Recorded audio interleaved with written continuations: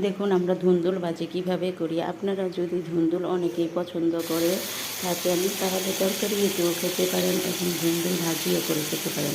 ধুন্দুল ভাজিটি খুবই মজা লাগে এবং এভাবে ধুন্দুল ভাজি করলে খুবই ভালো লাগবে। খুব অল্প সময় বা শর্টকাট বা খুব সহজে আপনারা এই ধুন্দুল ভাজিটি করে নিতে পারেন। আমরা যেভাবে তরকারি রান্না করি সেইভাবেই আপনি এই ধুন্দুল ভাজিটি রান্না করতে খেতে পারেন। ধুন্দুল ভাজিটি খেলে আপনার খুবই ভালো লাগবে এবং এই ধুন্দুল ভাজিটি খুবই ভালো হয়। অবশ্যই চ্যানেলটি সাবস্ক্রাইব করে রাখবেন, লাইক শেয়ার কমেন্ট করতে ভুলবেন না। আপনাদের জন্য আমার নতুন নতুন নিউ ব্লগ নিয়ে আসা। আজকে আপনারা এই ফাতেমা ব্লগে সাবস্ক্রাইব করে রাখবেন এবং এটি খুব সুন্দর করে ভালো মতন করে রাখবেন।